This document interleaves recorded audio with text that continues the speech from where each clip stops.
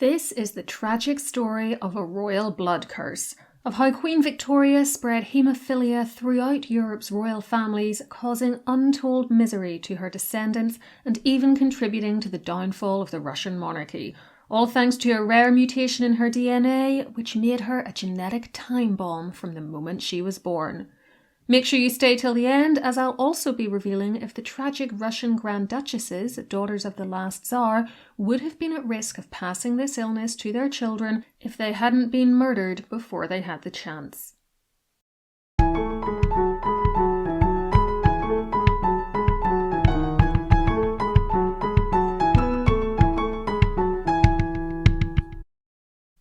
Before we dig in, if you love history content based on an analysis of primary sources and not sensationalist clickbait garbage that spreads misinformation, please consider liking and hyping this video and subscribing to my channel with the notification bell switched on so you never miss an upload.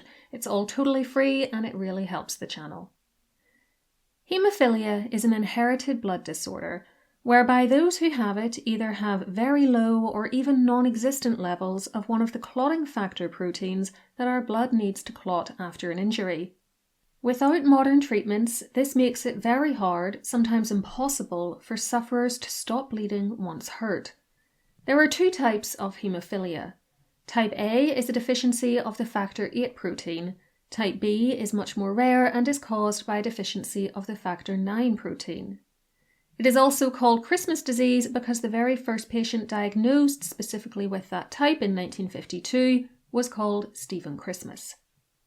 Victoria was passing down type B, as a much later analysis of the remains of her great-grandson, Tsarevich Alexei of Russia, would show. Nowadays, the illness can be effectively treated with average life expectancies close to normal, according to a study run in the Netherlands between 2001 and 2018.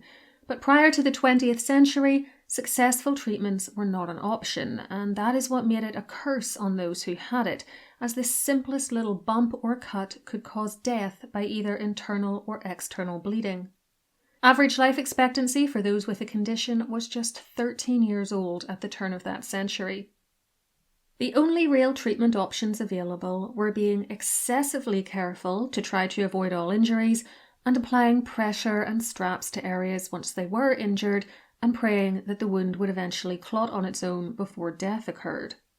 As the 20th century progressed, blood transfusions from a family member and even diluted snake venom were used as well. But in 1960, average life expectancy for a severe case was still only 20 years, and it was only in the 1970s that more modern treatments with donated blood plasma were invented. As a pretty rare disorder, which killed most of its sufferers before they could reproduce and pass their genes on, it probably wouldn't be as well known about as it is, but for the fact that in the 19th century, it suddenly popped up in the British royal family, thanks to the arrival of Queen Victoria. Victoria was born in 1819, the daughter of Prince Edward, Duke of Kent, and his wife, also called Victoria. She was the product of the royal baby race, which had begun after the death in childbirth of her cousin and second in line to the throne, Princess Charlotte of Wales, along with her baby son in November 1817.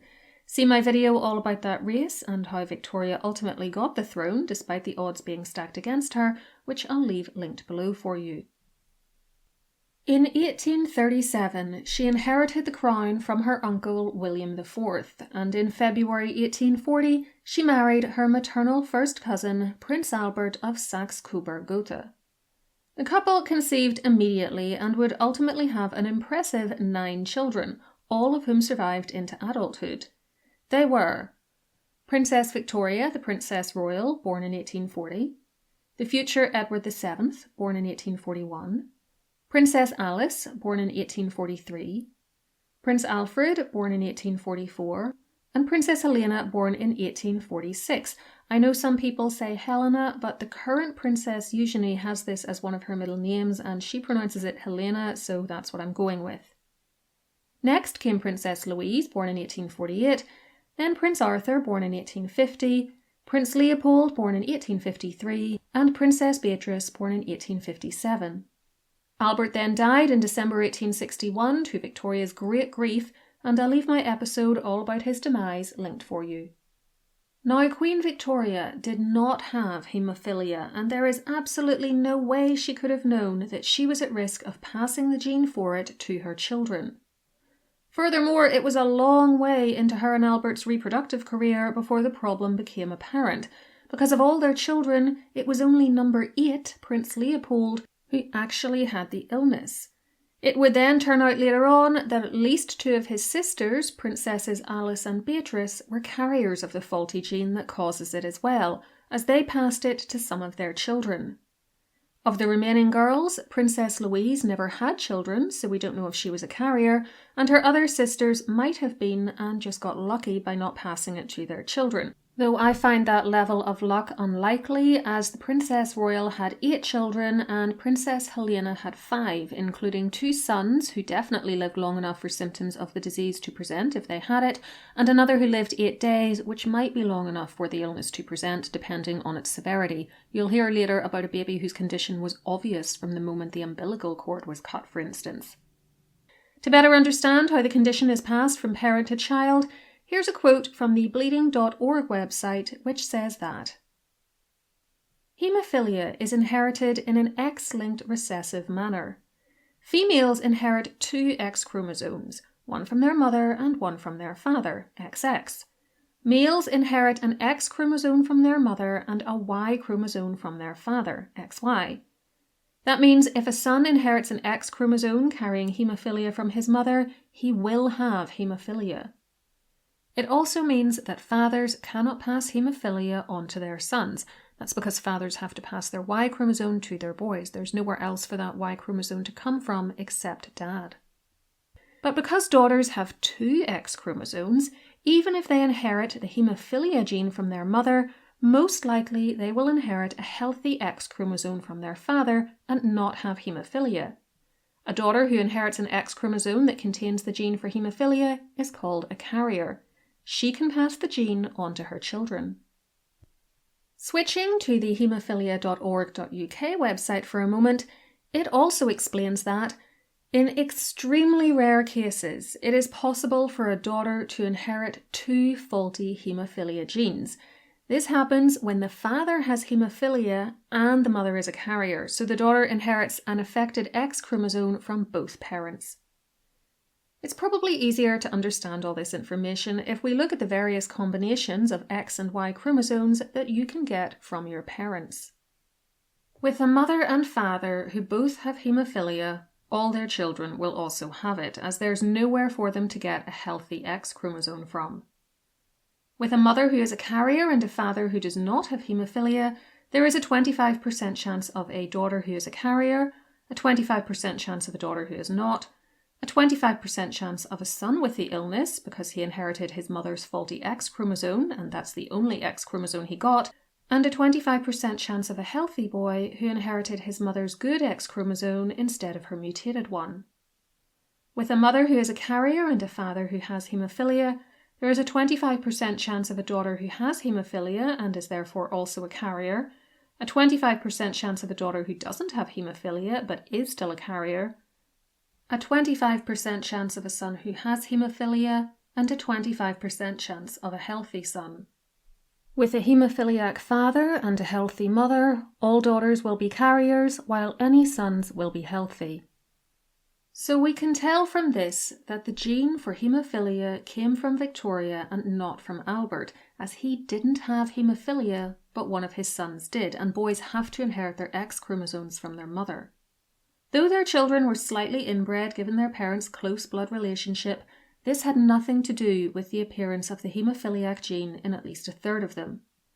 However, as I've said, it also wasn't previously present in the royal house of Hanover from which Victoria sprang. So where did it come from?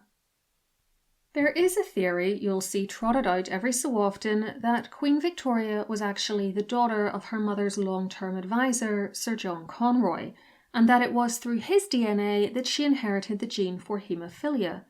However, there is no credible evidence for this. Conroy did not have the disease, yet for him to pass it to her, he would have had to be ill himself, something which could not have been hidden and which would have made him surviving to the age of 67 extremely unlikely. He'd have been a medical marvel, actually. I've also never found any evidence of it in his wider family.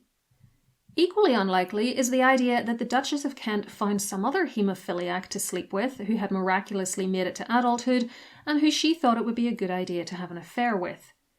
Furthermore, I for one see a family resemblance between Victoria and the Duke of Kent, and though it is true that he produced no children with the long-term mistress he had before his marriage, this may well have been an issue with her rather than him. I see no reason to assume that he wouldn't have been able to get his wife pregnant, and apparently neither did he, otherwise he wouldn't have entered into the royal baby race. So put simply, Victoria was just unlucky. By far the most popular explanation for her having the faulty gene is a spontaneous mutation in her DNA, which accounts for about a third of cases and which was possibly affected by the age of her father at the time she was conceived, as he was then 50 years old, and the necessary mutation is more common in the children of older fathers. There's also a chance that the mutation instead occurred in his wife, and Princess Victoria was the only one of her 3 children it was passed on to. If you ever see anyone claiming that the Queen had this gene because her mother was unfaithful, however, and offering no other explanation, steer clear of them. They've either failed to do basic research or they're cherry-picking the evidence. So we've established the most likely explanation for Victoria's acquisition of the mutated gene. Now let's look at the havoc it wreaked on some of her children, grandchildren and great-grandchildren, and at why the royal houses of Europe don't still have the illness today. We'll start with Prince Leopold, born in 1853 and the only one of her brood who actually had the illness. His condition became obvious when he was 2 and suffered very bad facial swelling after a fall which took far longer to heal than was normal.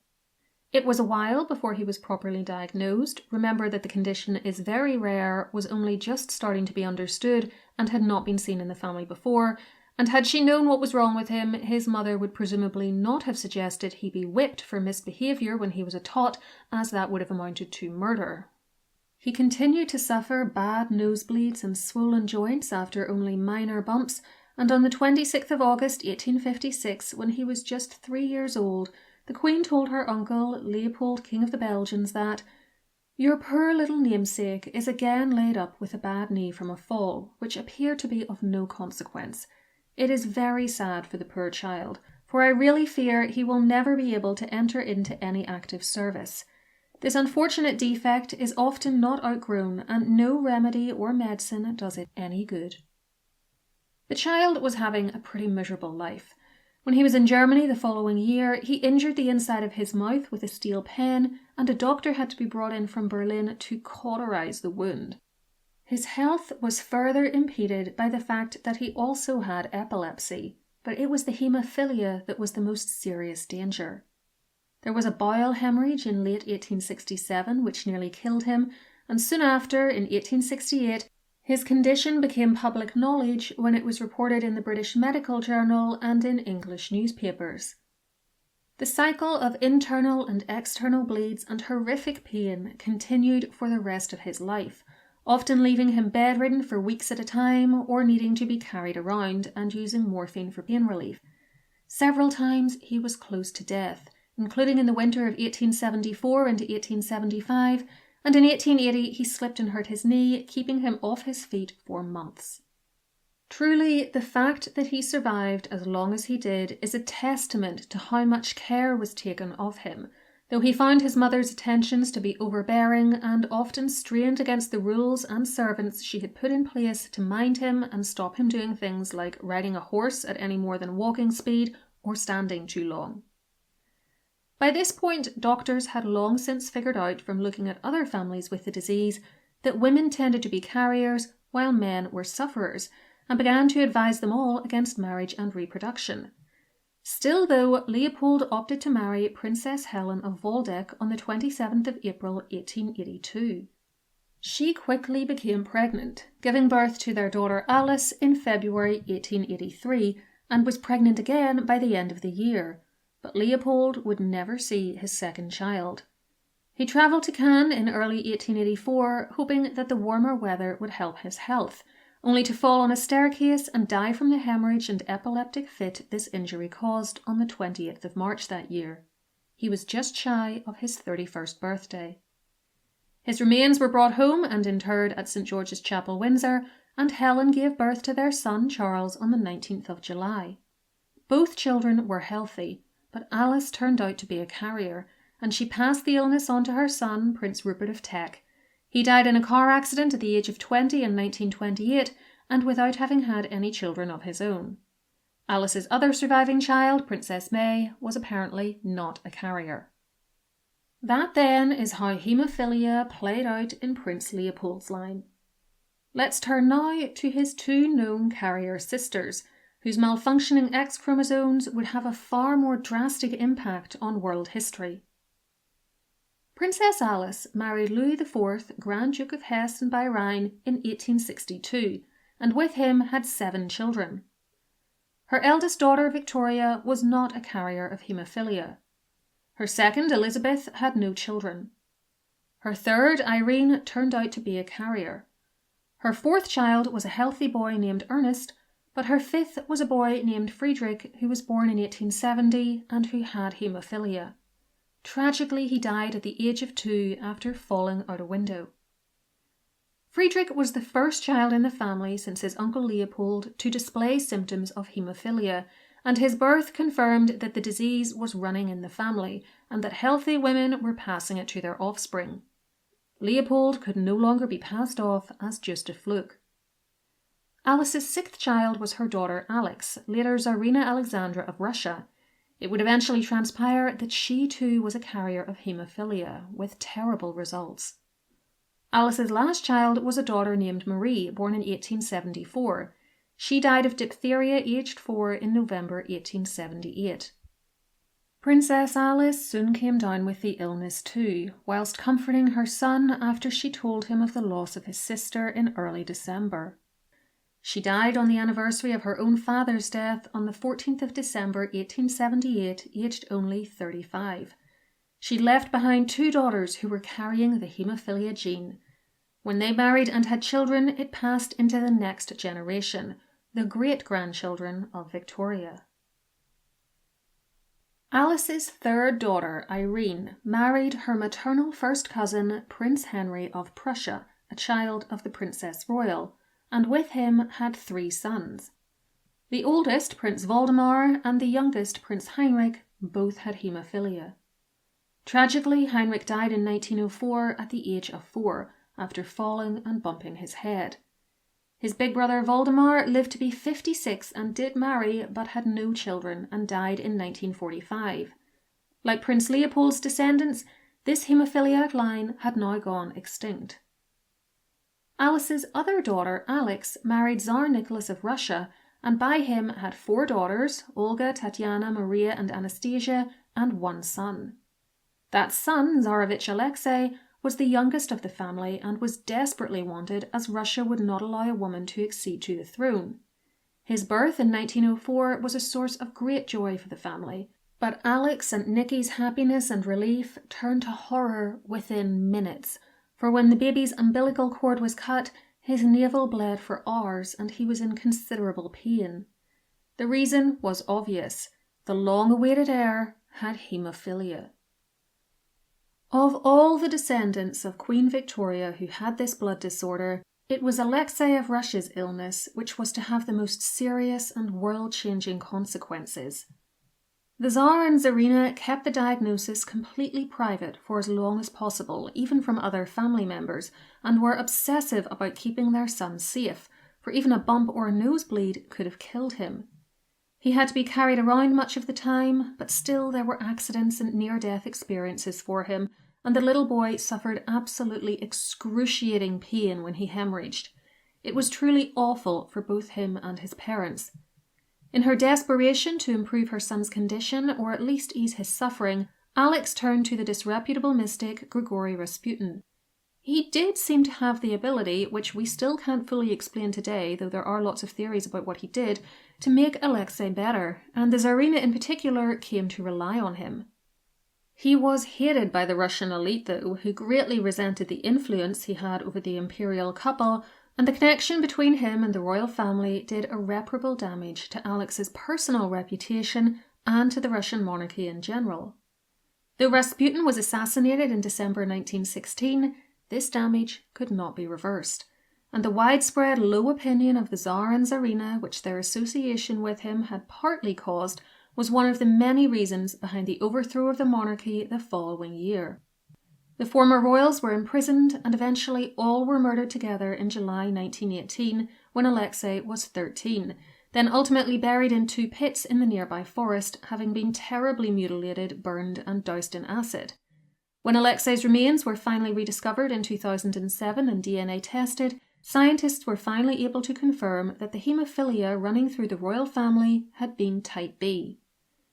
Had this boy been healthy and the Russian succession secure, it is unlikely that Rasputin would ever have wormed his way into the Romanov royal family, and perhaps things would have turned out very differently for them.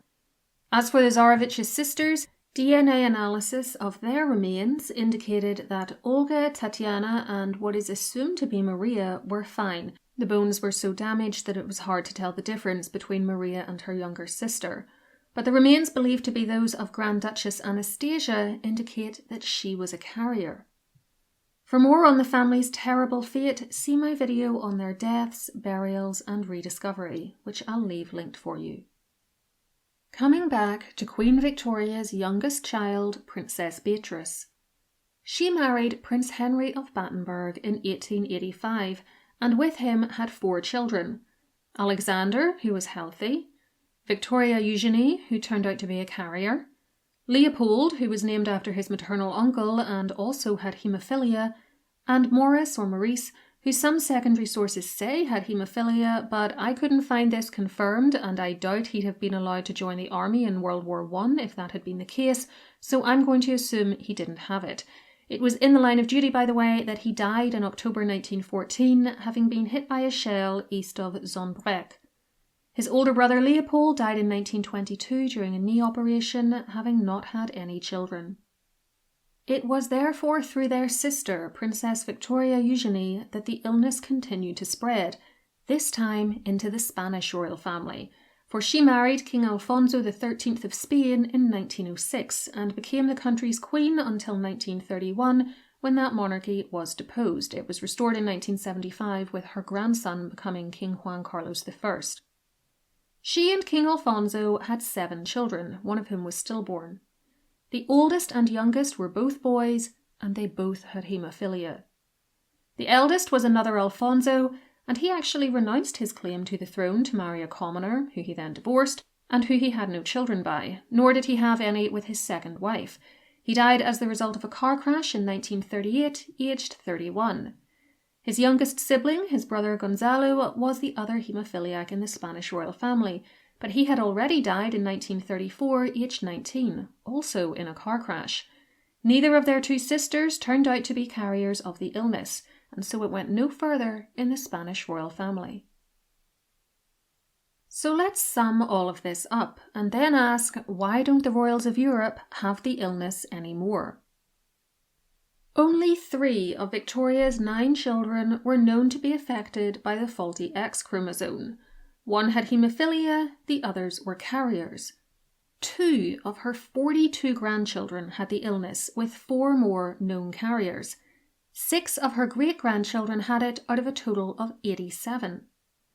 When you look at it like that, you realise that actually only a small percentage of the British Queen's descendants were affected, despite how famous the royal disease has become, and there were a lot of reasons this dodgy X chromosome wasn't able to do any further damage. First and foremost is the fact that the rest of Victoria's children were either definitely unaffected, as in the case of the boys and the Princess Royal, had no children, as in the case of Princess Louise, so even if she was a carrier, the gene stopped with her, or like Princess Helena, had healthy children who then produced no children of their own, bar 1 illegitimate granddaughter, and that girl came from Helena's healthy son. We have to acknowledge the possibility that Helena was a carrier and passed it to her girls, making them carriers too, but as they didn't have children, the illness was stopped in its tracks on that family line. Second was the deliberate attempt by some members of the family not to procreate with other tainted, in inverted commas, lines. This also helped to stall the illness's spread. The Princess Royal cautioned her eldest son, the future Kaiser Wilhelm for instance, against marrying his first cousin, a daughter of Princess Alice, in case of her passing the illness to their children. This was a wise decision, though sadly not one abided by at other times, for as we've already seen, when Wilhelm's brother Heinrich did marry one of Alice's daughters, Irene, who was indeed a carrier, she gave the illness to 2 of their children. The final big reason Europe's royals no longer have this illness is one which I hope this video has made clear throughout, and it is that many sufferers and/or potential carriers died before they could pass it on any further. The loss of all 5 of the Romanov children in 1918 is the starkest example of this, as it terminated Tsarina Alexandra's infected line in one fell swoop. Had her carrier daughter and haemophiliac son been able to have children of their own, haemophilia might have been perpetuated much wider and for much longer in the family. There were other women like Princess Louise, though, who may have been carriers, but who didn't have children for one reason or another. As for the actual haemophiliacs in the family, most died as youngsters or young adults before they could procreate. From the time it first appeared in the royal line with Prince Leopold in 1853 to its extinction in the family was only 92 years. Of course, the greatest tragedy of this whole story is that most, if not all, of the 9 haemophiliacs we've looked at in this video would likely have survived the injuries which killed them if only they had access to modern medicine. But we have to remember that the last descendant of Queen Victoria to suffer from the illness was her great-grandson, Prince Waldemar of Prussia, who died in 1945, still well before modern treatments were available. It's really only since the 1970s that it's become more and more common for a high percentage of sufferers to live long enough to procreate.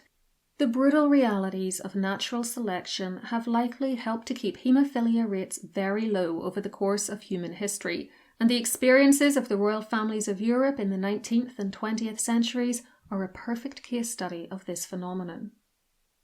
I hope you enjoyed that trek through the fallout from the genetic time bomb that was Queen Victoria's blood. If you'd like to get more from me, you can become a YouTube member by clicking the join button under videos to get members-only posts and badges next to your name in the comments, or head on over to patreon.com/historycalling, where I release even more bonus content, including extra podcasts and early access to ad-free videos. For those of you with Irish ancestry, there's also my book, Find Your Irish Ancestors Online, available from Amazon as an ebook and paperback and linked below. While you can get free bonuses if you join my mailing list on my website, historycallingofficial.com, after which you'll receive my newsletter plus 2 complimentary downloads. Let me know in the comments if you think the royal families of Europe should have made different decisions about who to marry once it became known that Victoria's descendants had or might carry haemophilia, or were their choices to continue marrying and breeding with such descendants understandable for the time? To learn more about royal DNA, watch one of these videos next. Or for more on Victoria, see my episode all about what's in her coffin aside from her. Whatever you choose, please enjoy, and until next time, keep learning.